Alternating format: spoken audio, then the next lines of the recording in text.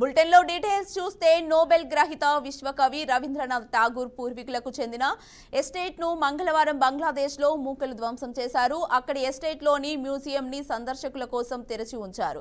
సిరాజ్గంజ్లోని జిల్లాలోని ప్రస్తుతం మ్యూజియంగా ఉన్న ఇంటిపై దాడి జరిగింది. ఆదివారం ఒక సందర్శకుడు మ్యూజియం సిబ్బందికి పార్కింగ్ ఫీజు విషయంలో జరిగిన వివాదం తర్వాత ఒక గుంపు దాడికి పాల్పడింది. సందర్శకుడిని నిర్బంధించిన తర్వాత దాడి జరిగినట్లు ఆరోపణలు ఉన్నాయి. ఈ సంఘటన ప్రజల్లో ఆగ్రహానికి కారణమైంది. దీంతో ఓ గుంపు ఆవరణలోకి చొరబడి మ్యూజియం ఆడిటోరియంపై దాడులకు పాల్పడింది.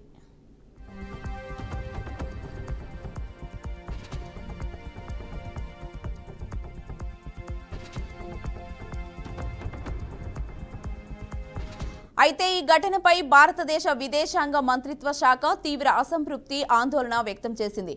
జూన్ 8, 2025న గురుదేవ్ రవీంద్రనాథ్ ఠాగూర్ పూర్వీకుల ఇంటిపై ఒక గుంపు జరిపిన గుజుస్పాకరమైన దాడి మరియు విధ్వంసాన్ని మేము తీవ్రంగా ఖండిస్తున్నామని అధికారిక ప్రతినిధి రణ్ధీర్ జైస్వాల్ అన్నారు.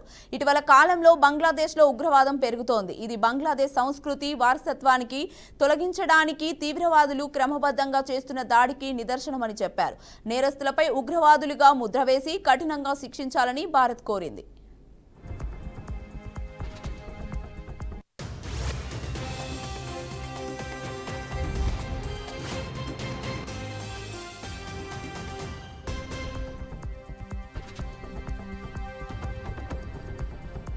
ఈ ఘటనపై బీజేపీ నేత సంవిత్ పాత్ర స్పందించారు. ఈ నేపథ్యంలో బంగ్లా ప్రభుత్వంపై తీవ్ర స్థాయిలో మండిపడ్డారు.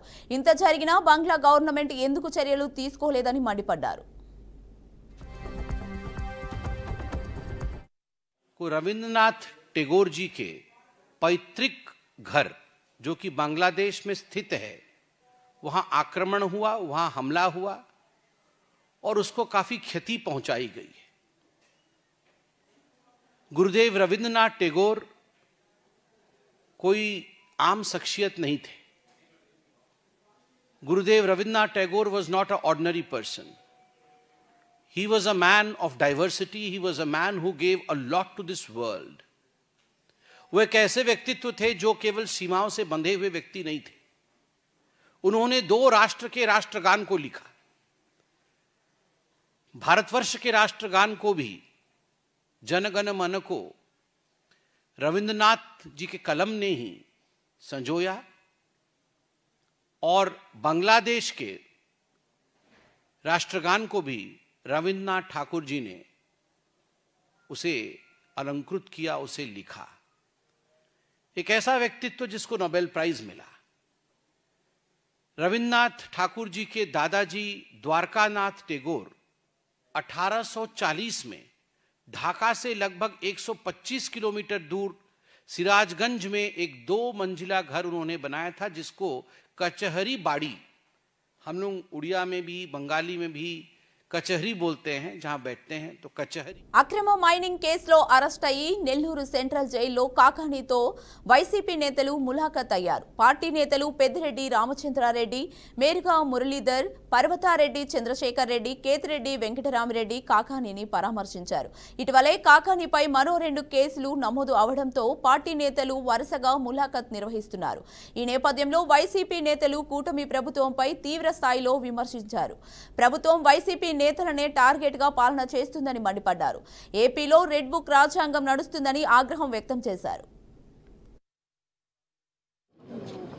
అరెస్ట్ చేసి కేంద్ర కారాగారానికి పంపించిన తరుణంలో ములాఖత్లో నేను కేతిరెడ్డి వెంకటరామరెడ్డి, అనంత వెంకటరామరెడ్డి ముగ్గురు కూడా వారిని కలవడం జరిగింది. మరి ఈ సందర్భంగా ఈ రాష్ట్ర ప్రజలకందరికీ కూడా నేను ఒకటే తెలియజేస్తా ఉన్నాను. ఎప్పుడు లేని విధంగా ఒక మనిషి మీద ఒక కేసు పెట్టి జైలుకు పంపిన తర్వాత పీటీ వారెంట్లు వేస్తూ దొంగలు ఏదైనా థెఫ్ట్లు చేస్తారు, అలాంటి వారిని పోలీసులు బయట రానిస్తే మళ్ళా దొంగతనం చేస్తారని పీటీ వారెంట్లు వేసేవాళ్ళు గతంలో. ఆ విధంగా ఈరోజు రాజకీయ నాయకుల మీద కూడా పీటీ వారెంట్ల పేరుతో ఒక్కొక్కరి మీద 5-6 కేసులు పెట్టి నెలల తరబడి కేంద్ర కారాగారంలోనే ఉండే విధంగా ఈ ప్రభుత్వం వ్యవహరిస్తూ ఉంది. ప్రజలందరూ కూడా గమనించాలని కోరుతా ఉన్నాను. ఇలాంటి పరిస్థితులు గతంలో ఎప్పుడైనా నెలకొన్నాయా ఒకసారి మీరందరూ కూడా ఆలోచన చేయాలా. ఎందుకంటే నేను దాదాపు 10 ఎన్నికలు చేశాను, 7 సార్లు ఎమ్మెల్యేగా ఉన్నాను. ఎప్పుడు కూడా చూడలేదు, ఏ ముఖ్యమంత్రి కూడా ఈ మాదిరి వ్యవహారం చేస్తుంది నేను చూడలేదు. మరి ఈరోజు చంద్రబాబు నాయుడు అత్యుత్సాహంగా ఎవరైతే వైఎస్ఆర్ కాంగ్రెస్ పార్టీలో కీలకంగా పనిచేస్తూ ఉన్నారో వారందరినీ టార్గెట్ చేసి ఈ విధంగా కేసులు పెట్టడం అనేది చాలా దుర్మార్గం. తప్పకుండా ఇందిరమ్మ ఇల్లు లబ్ధిదారులకు మంత్రి పొన్నం ప్రభాకర్ అభినందనలు తెలిపారు. లబ్ధిదారులు ఇందిరమ్మ ఇల్లు నిర్మించుకోవడానికి ప్రభుత్వం విడతల వారీగా 5 లక్షల రూపాయలు సహాయం చేస్తుందన్నారు. ఇళ్ల నిర్మాణం కోసం 8 ట్రాక్టర్ల ఇసుక ఉచితంగా ఇస్తుందని, ఇళ్ల నిర్మాణాన్ని 400 నుంచి 600 చదరపు అడుగుల లోపే ఇల్లు నిర్మించాలన్నారు. ఇల్లు కట్టుకునే ఆర్థిక స్తోమత లేకపోతే మహిళా సంఘాల నుండి మీకు 1 లక్ష రూపాయల రుణం అందిస్తున్నామన్నారు. మీ పేరు వచ్చినందుకు మీకు అభినందనలు. ప్రభుత్వం ఇందిరమ్మ ఇల్లు పేరు మీద 5 లక్షల రూపాయలు విడతల వారిగా సహకారం చేస్తూ ఉంది. 8 ట్రాక్టర్ల ఉసుకే ఇస్తూ ఉంది. 400 స్క్వేర్ ఫీట్స్ నుంచి 600 లోపు కట్టుకోండి. అదేవిధంగా కట్టుకొని ఆర్థిక స్తోమత లేకపోతే మీ మహిళా సంఘం 1 లక్ష రూపాయలు ఆర్థికంగా ముందుగా సహకారం ఇస్తుంది.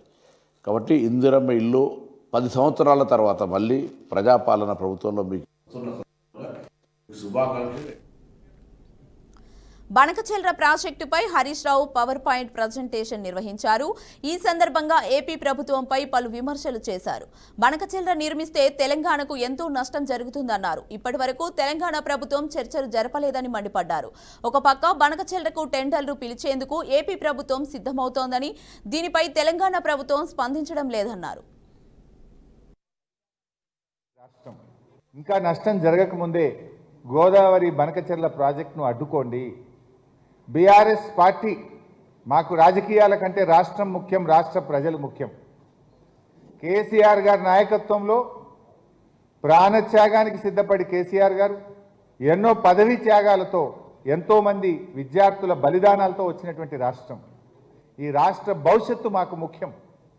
మీరు కాంగ్రెస్ పార్టీ ఏ రకమైన పోరాటానికి మీరు ఈ ప్రాజెక్టు మీద రూపకల్పన చేసినా బీఆర్ఎస్ సంపూర్ణమైన మద్దతును అందిస్తుంది. అఖిలపక్షాన్ని ఢిల్లీ తీసుకుపోతారా చెప్పండి, మేము కూడా మీ వెంట వచ్చి ఈ రాష్ట్ర ప్రయోజనాల కోసం గట్టిగా మేము కూడా ప్రశ్నిస్తాం. అసెంబ్లీ సమావేశాలు పెట్టండి, ఏకగ్రీవ తీర్మానం చేసి తెలంగాణ ప్రజల వాయిస్ను మనం ఢిల్లీకి వినిపించేటువంటి ప్రయత్నం చేద్దాం. పూర్తిగా బీఆర్ఎస్ పార్టీ సహకరిస్తుంది. అయినా మీరు ముందుకు రాకపోతే అవసరమైతే బీఆర్ఎస్ పార్టీయే ప్రజా పోరాటానికి రూపకల్పన చేస్తుంది. తిరుపతి జిల్లా శ్రీకాళహస్తి ఈశ్వర ఆలయం భక్తులతో కిటకిటలాడింది. శని ఆదివారాలు స్కూల్ ఓపెనింగ్ కావడంతో పెద్ద సంఖ్యలో భక్తులు దర్శనానికి విచ్చేయడంతో ఉదయం నుంచే ఆలయంలో భక్తుల రద్దీ కనిపించింది. సర్వదర్శనానికి సుమారు 4 గంటల పాటు సమయం పడుతోంది. భక్తుల తాకిడికి ఎక్కువ అవడంతో అదుపు చేయడంలో సెక్యూరిటీ సిబ్బంది విఫలమని చెప్పొచ్చు. రానున్న రోజుల్లో ఆలయం బాగోగుల కోసం సరైన పద్ధతుల్లో రూపకల్పన చేయాల్సిందిగా భక్తులు కోరుతున్నారు.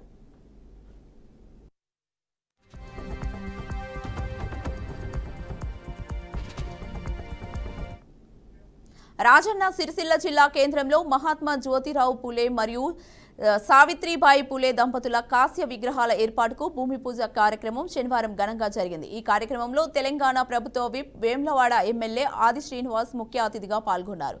ఈ కార్యక్రమంలో స్థానిక ప్రజా ప్రతినిధులు, అధికారులు, పార్టీ నేతలు, అనేక మంది సామాజిక కార్యకర్తలు పాల్గొన్నారు. గుర్తు వారి జయంతి సందర్భంగా కలెక్టర్ గారి కార్యాలయం ముందర చేస్తున్నటువంటి సందర్భంలో ఉత్సవాలను నేను మహేందర్ రెడ్డి గారు ఇంకా వేదిక మీద ప్రజలందరూ కూడా వెళ్ళినాం. అక్కడ సిరిసిల్ల జిల్లా కేంద్రంలో మహాత్మా జ్యోతిరావు పూలే విగ్రహాన్ని ఏర్పాటు చేసుకోవడానికి మీ సహకారం కావాలని 1-2 కూడలు చెప్పినప్పుడు తప్పనిసరిగా ఆలోచిస్తున్నాం. ఇదే రోజు జిల్లాకు సంబంధించిన 3 మంత్రులు కూడా రాబోతున్నారు. పెద్దలు పొన్నం ప్రభాకర్ గారు, శ్రీధర్ బాబు గారు, తుమ్మల నాగేశ్వరరావు గారు బెంగళూరులోని ఒక టెక్స్పో సంస్థ ద్వారా మనకు చేనేత నిరుద్యోగ యువతకు ఏదైతే ఒక పరిశ్రమ ప్రారంభం చేయడానికి వారితో కూడా సంప్రదించి ఈరోజు మనమే కాదు అక్కడ కూడా వారి చేత కూడా ఈ కార్యక్రమాన్ని జయంతి చేస్తామని చెప్పని అప్పటికప్పుడు మహాత్మా గాంధీ దగ్గర మహాత్మా జ్యోతిరావు పూలే ప్రతిభను నెలకొల్పుకొని వారి ద్వారా నివాళులర్పించిన క్రమంలో మీకు ఇచ్చిన మాటను అక్కడ కూడా చర్చకు వచ్చినప్పుడు తప్పనిసరిగా రాజన్న సిరిసిల్ల జిల్లా కేంద్రంలో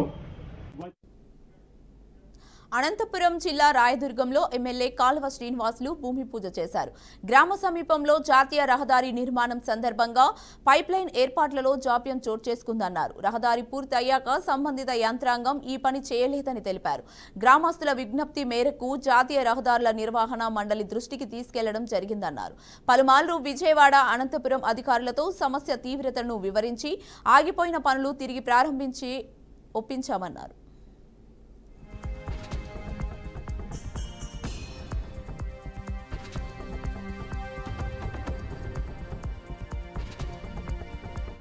ఆంధ్ర రాష్ట్ర ఉప ముఖ్యమంత్రి వర్యులు గౌరవనీయులు శ్రీ కొణిదెల పవన్ కళ్యాణ్ గారు ఈ అనంతపురం జిల్లాలో గోరంట్ల మండలంలో తాండాలో ఈ రోజు మురళీ నాయక్ వాళ్ళ కుటుంబ సభ్యులను పరామర్శించడం జరిగింది. మురళీ నాయక్ అంత్యక్రియల్ని స్వయంగా జనసేన పార్టీ అధ్యక్షులు వచ్చి దాదాపు 3 గంటల సేపు ఇక్కడ మురళీ నాయక్ అంత్యక్రియలకు ఆపరేషన్ సింధూర్లో వీరమరణం దేశం కోసం ప్రాణాలు త్యాగం చేసి జనసైనికుడు కూడా పరామర్శ చేయడానికి, అలాగే గౌరవ ఉప ముఖ్యమంత్రి గారు పవన్ కళ్యాణ్ గారు ప్రకటించినటువంటి 25 లక్షల రూపాయల ఆర్థిక సహాయాన్ని చెక్కుని ఇవ్వడానికి ఈరోజు తాండాకు రావడం జరిగింది. ఇందులో తిరుపతి ఎమ్మెల్యే గారు ఆర్ఎన్ శ్రీనివాసులు గారు,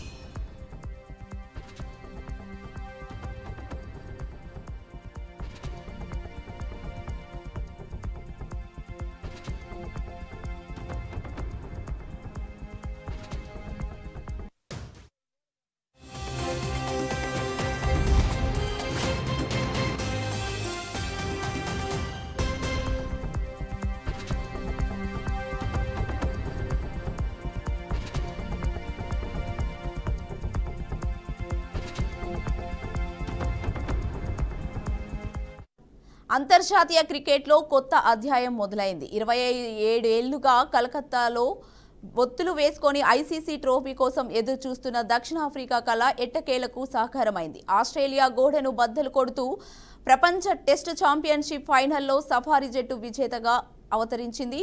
లాస్ట్ మైదానంలో వేలాది ప్రేక్షకుల సమక్షంలో టెస్ట్ గదను మురిపింగా గుండెలకు హత్తుకుంది.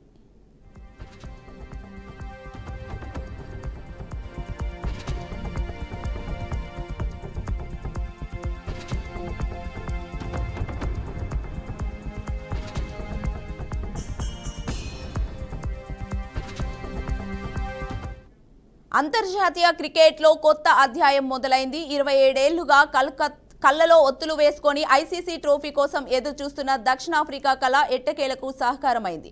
ఆస్ట్రేలియా గోడలు బద్దలు కొడుతూ ప్రపంచ టెస్ట్ ఛాంపియన్షిప్ ఫైనల్లో సఫారీ జట్టు విదేశగా అవతరించింది. లార్డ్ మైదానంలో వేలాది ప్రేక్షకుల సమక్షంలో టెస్ట్ గదను మురిపంగా గుండెలకు హత్తుకుంది.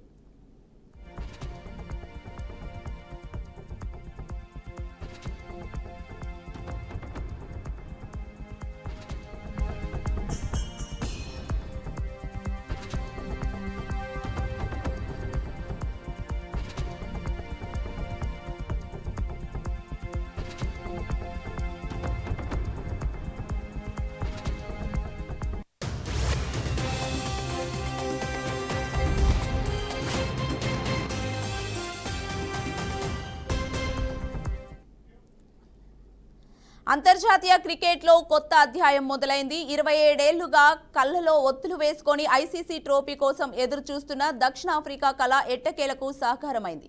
ఆస్ట్రేలియా గోడలను బద్దలు కొడుతూ ప్రపంచ టెస్ట్ ఛాంపియన్షిప్ ఫైనల్లో సఫారీ జట్టు విదేశగా అవతరించింది. లార్డ్ మైదానంలో వేలాది ప్రేక్షకుల సమక్షంలో టెస్ట్ గదను మురిపెంగా గుండెలకు హత్తుకుంది.